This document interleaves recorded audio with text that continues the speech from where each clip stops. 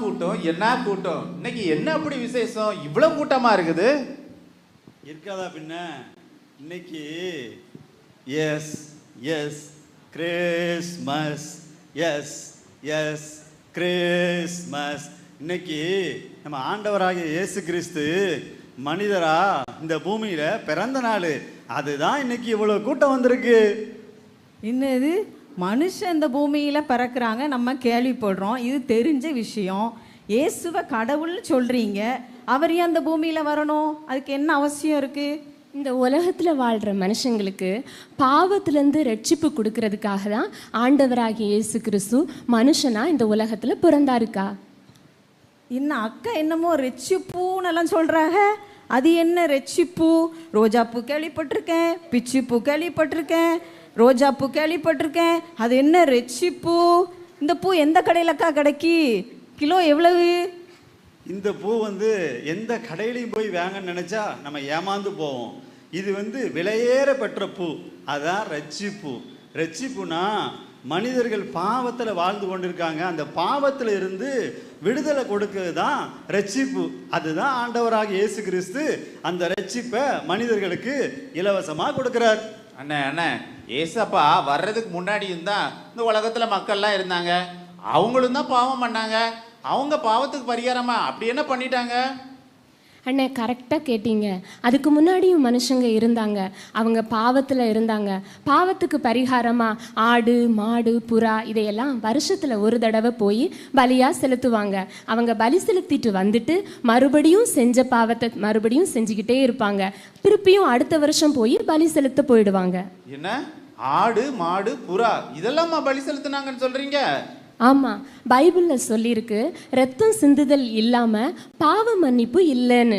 மனுஷனுடைய பாவத்துக்கு பரிகாரமாக ரத்தம் சிந்தப்படணும், அதுதான் பரிகாரம். ரத்தம் சிந்துதல் இல்லாமல் பாவ மன்னிப்பு கிடையவே கிடையாது. அதுக்காக தான் ஆண்டவராகிய இயேசு கிறிஸ்து மனுஷனாக இந்த உலகத்தில் நம்ம எல்லாருடைய பாவங்களையும் சுமந்து ரத்தம் சிந்தி பலியானார். அவரை சொந்த இரட்சகராக நம்ம ஏற்றுக்கொள்ளும் போது நம்மளுக்கு பாவத்திலிருந்து முழுமையான ஒரு விடுதலையை ஆண்டவர் தராருன்னு. சரியாக சொன்னீங்க தங்கச்சி. இப்போ நம்ம பேசிக்கிட்டு இருக்கோம், இப்போ நம்ம ஒரு சாட்சியை பார்க்க போகிறோம். என்ன சாட்சி? நம்ம வாயால் மட்டும் வடை சுட்டா போதாது, அது நிஜத்துலேயும் எப்படி நடக்கு அப்படின்னு சொல்லி நம்ம தெரிஞ்சுக்கிட்டோம்ல, நீங்கள் தெரிஞ்சுக்கிட்டோம்ல. அதுக்காண்டி தான் ஒரு மனுஷன் ரொம்ப ஐ மீன் யூ மீன் என்ன மீன் சொல்லுதுன்னு பார்த்தீங்களா? தண்ணியை பிரிஞ்சு மீன் வாழ முடியாது. அதே மாதிரி இந்த மனுஷன் தண்ணியை பிரிஞ்சு வாழ முடியாமல் இருந்தான். தண்ணினா நான் என்ன சொல்றேன்னு தெரியுது, பச்சை தண்ணி இல்லை, குடி. இதை விட முடியல. அவனும் முயற்சி பண்ணுனான் குடி பழக்கத்திலேருந்து விடுதலை பெறணும்னு. எங்கெல்லாமோ போனான், ஒன்றும் நடக்கலை. கடைசியில் ஆண்டவராகிய இயேசுவை பற்றி அந்த மனுஷனுக்கு ஒரு ஆள் சொல்லி அவனுக்காண்டி ஜெபம் பண்ணும்போது என்ன ஆச்சரியம் தெரியுமா? குடி பழக்கத்திலேருந்து விடுதலை பெற்று இன்னைக்கு நல்லா இருக்கான். நீங்கள் நினைக்கலாம் அந்த மனுஷன் யாரு, அவனை பார்க்கணுமே நினைக்கிங்களா? இப்போ நீங்கள் பார்த்துக்கிட்டு தான் இருக்கீங்க, உங்கள்கிட்ட பேசுகிறேன் பார்த்தீங்களா? அந்த மனுஷன் தான் நான். எனக்கு குடி பழக்கத்திலேருந்து விடுதலை பெற முடியாமல் ரொம்ப வேதனைப்பட்டேன், ரொம்ப சங்கடப்பட்டேன். விடன்னு தான் நினைப்பேன், என்னால் முடியல. ஆனால் இயேசுவை நோக்கி பார்த்தபோது இயேசு அருமையாக என் குடி பழக்கத்தை மாற்றினார். இன்னைக்கு ஒரு மனிதனா நான் உங்கள் முன்னாடியும் இவங்க முன்னாடியும் நான் நிற்கிறேன். அண்ணாச்சி, நீங்கள் சொல்கிறது சரிதான். இந்த உலகத்தில் எத்தனையோ பேர் எந்த கெட்ட பழக்கமும் இல்லாமல் நல்லவங்களாக தான் இருக்காங்க. அவங்களுக்கெல்லாம் என்ன இயேசு தேவையா? நீங்கள் என்னமோ எனக்கு குடிப்பழக்கத்துலேருந்து விடுதலை தந்துட்டாரு, குடிப்பழக்கத்துலேருந்து விடுதலை தந்துட்டாருன்னு இன்னமும் ரொம்ப கப்ஸாக விட்றீங்களே அண்ணாச்சி. இந்த கொஞ்சம் அசந்தா போதுமே, இந்த திருநெல்வேலிக்காருக்கே நீங்கள் அல்வா கொடுத்துருவீங்க போலையே. நான் யார்கிட்டையும் ஏமாறவும் மாட்டேன், நான் ஏமாந்து போகவும் மாட்டேன். சரியாக கேட்டீங்க தங்கச்சி. அதாவது நீங்கள் சொல்லுது புரியுதான். இந்த மாதிரி கேள்வி கேட்கும்போது தான் மனுஷனுக்குள்ள கேள்வி வந்தாதான் அதுக்கு விட தெரியும். அதாவது இந்த உலகத்தில் 2 விதமான பாவம் இருக்குது. ஒன்று வெளிப்பிரகாரமான பாவம், கசப்பு வெறுப்பு, பெருமை பொறாமை, வம்பு வீம்பு, பண ஆசை பொருளாசை, சண்டை அகங்காரம். இந்த மாதிரி நிறைய பாவங்கள் இருக்கு. கர்த்தராகிய இயேசு சொல்கிறார், மனுஷருடைய இருதயத்திற்குள்ளிருந்து பொல்லாத சிந்தனைகளும் விபச்சாரங்களும் வேசித்தனங்களும் கொலை பாதகங்களும் களவுகளும் பொருள் ஆசைகளும் துஷ்டத்தனங்களும் கபடும் காம விகாரமும் வன்கண்ணும் தூசணமும் பெருமையும் மதிகேடும் புறப்பட்டு வரும். பொல்லாங்கானவைகள் ஆகிய இவைகள் எல்லாம் உள்ளத்திலிருந்து புறப்பட்டு மனுஷனை தீட்டுப்படுத்தும் என்றார். என்னப்பா நாம இங்க பேசிக்கிட்டு இருக்கோம், திடீர்னு ஒளிஞ்சு வேற எங்கேயோ சத்தம் கேட்குற மாதிரி இருக்குது. அதைத்தான் நானும் பார்த்தேன், அதான் முழிச்சுக்கிட்டு இருக்கேன், என்னடா சவுண்டு கேட்குன்னு. நீங்கள் சரியாக கேட்டீங்க. இப்போ ஒளிஞ்சு இருந்து சவுண்டு கேட்டுச்சு பார்த்தீங்களா? இதே மாதிரி தான் பாவமும் ஒளிஞ்சு கிடக்கும். இந்த பாம்புக்கும் ஷாம்புக்கும் ஒரு சம்பந்தம் உண்டு. என்ன? ரெண்டுக்குமே நுர வரும். அதே மாதிரி இந்த பாம்பு எப்போதும் ஒளிஞ்சு தான் படுத்திருக்கும். அதே மாதிரி இந்த பாவமும் நமக்குள்ள ஒளிஞ்சு இருக்கும். நம்மளே அறியாமல் பொறாமை வந்துடும், பெருமை வந்துடும், எரிச்சை வந்துடும், மோசமான சிந்தனை வந்துடும், விபச்சாரம் வந்துடும், வேசித்தனம் வந்துடும்.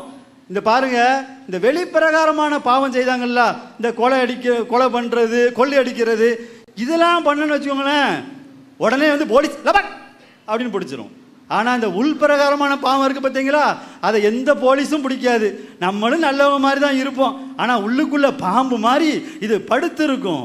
இந்த பாவத்திலிருந்து விடுதலை கொடுக்கத்தான் ஆண்டவராகிய இயேசு கிறிஸ்து இந்த பூமியில் மனிதனாக பிறந்து எல்லாருடைய பாவத்தையும், இந்த உலகத்தில் உள்ள எல்லாருடைய பாவத்தையும் அவர் கல்வாரி சிலுவையில் சுமந்து தீர்த்து மரித்து 3ஆம் நாளில் உயிரோடு எழுந்து மீண்டும் இந்த பூமிக்கு நியாயாதிபதியாக வர இருக்கிறார். அந்த இயேசு கிறிஸ்து நம்ம உள்ளத்தில் வரும்போது இந்த மாதிரி வந்து உள்ள காணப்படுகிற எல்லா விதமான பாவத்தில் இருந்தும் அவர் விடுதலை கொடுப்பார், பரிசுத்தமாக வாழ வைப்பார், பரலோகம் செல்ல வைப்பார், சமாதானம் தருவார். அண்ணா அண்ணே, நீங்க சொல்றதெல்லாம் சரிதானே.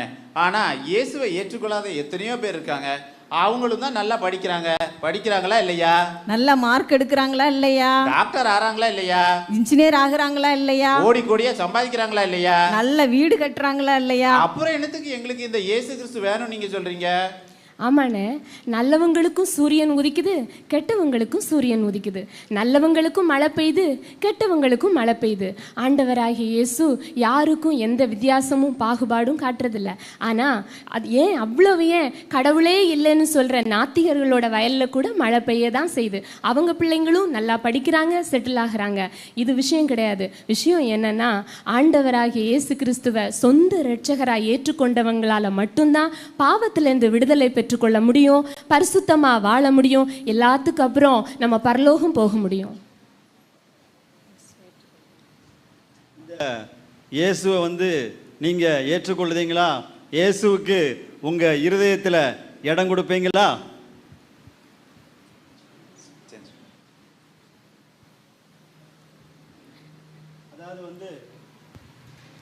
அதாவது வந்து இயேசு கிறிஸ்து வந்து ஒரு மனிதனுடைய பாவத்திலிருந்து உள்ள வெளிய பிரகாரமான பாவம், உள்ள பாவம், அதிலிருந்து விடுதலை கொடுப்பாரு. அது மட்டும் இல்லாமல் நம்ம இந்த உலகத்தில் வாழும்போது ஏகப்பட்ட பிரச்சனைகள் நமக்கு வரும். வியாதி வரும், பொருளாதார நெருக்கடி வரும், கடன் பிரச்சனை வரும், குடும்பத்தில் பிரச்சனைகள் வரும். அதனால் நம்ம மனம் சோர்ந்து போயிடுவோம், நம்ம கவலையாக இருப்போம். பைபிள் சொல்லுகிறது, நீங்கள் ஒன்றுக்கும் கவலைப்படாமல் எல்லாவற்றையும் குறித்து உங்கள் விண்ணப்பங்களை நீங்கள் தேவனுக்கு தெரியப்படுத்தும் போது எல்லா புத்திக்கும் மேலான தேவ சமாதானம் நம்ம இருதயத்தில் வருங்க. வியாதியோடு இருந்து இயேசுவை நோக்கி கூப்பிடும்போது, பிரச்சனையோடு இருந்து இயேசுவை நோக்கி கூப்பிடும்போது, இயேசுவே என் பாவத்தை மன்னியும், இயேசுவே என் இருதயத்தில் வாரும், இயேசுவே எனக்கு அற்புதம் செய்யும் அப்படின்னு சொல்லும்போது அவர் பாகுபாடு பார்க்க மாட்டார். அவர் வந்து எல்லாருக்கும் அற்புதம் செய்கிறவராக, ரட்சிக்கிறவராக, பாவ மன்னிப்பை இலவசமாக கொடுக்கிறவராக இருக்கிறார். இப்போ புரிஞ்சுதா? எல்லாரும் நீங்க இயேசுவை ஏற்றுக்கொள்ளுங்க. இயேசு உங்களுக்கு சமாதானம் தருவார், இயேசு உங்களுக்கு சந்தோஷம் தருவார், இயேசு உங்களுக்கு பரிசுத்தமாக வாழ வைப்பார். நன்றி.